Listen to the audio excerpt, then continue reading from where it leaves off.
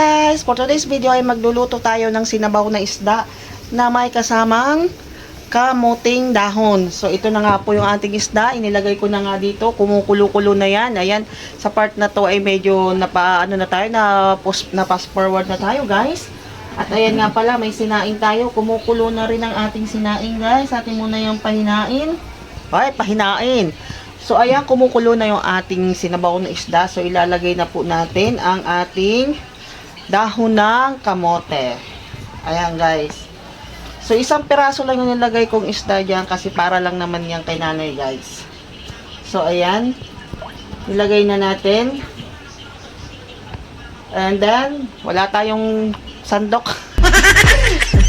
Yung vlogger ka, tapos wala ka naman dalang sandok.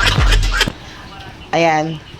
So, turn niya guys. Yan, halo-haloin lang natin nang lumubog yung ating kamote. I am good for one person lang talaga yan siya guys. Kasi si nanay lang naman yung mahilig sa sinabaw.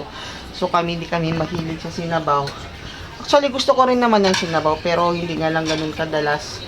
Yung sabaw lang talaga. Pero yung laman, hindi ako mahilig pag sinabaw yung bihira. Kumakain ako pero napakabihira niya guys. So, ayan nga, kumukulo pa lang pala yung ating sinaing, ating agad pinahinaan. So, ayan na, antayin na lang po natin maluto ang ating sinabaw. So, kalimutan ko pala siyang lagyan ng betchin, guys. Ayan, konting betchin lang. Wala na siyang nawala na yung, ito pa. Nawala na nga yung ating pwede na pangsigang dito guys na natira.